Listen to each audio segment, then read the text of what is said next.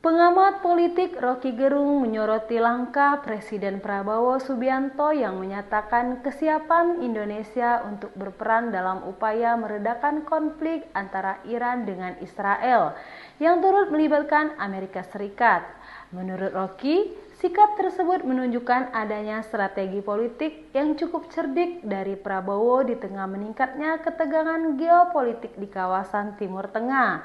Rocky menilai momentum konflik internasional itu dimanfaatkan oleh Prabowo untuk menunjukkan peran Indonesia dalam percaturan diplomasi global.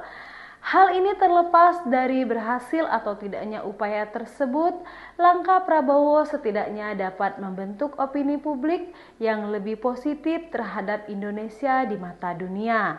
Dia menilai inisiatif tersebut memperlihatkan Indonesia mencoba mengambil peran dalam diplomasi internasional ketika konflik global semakin memanas.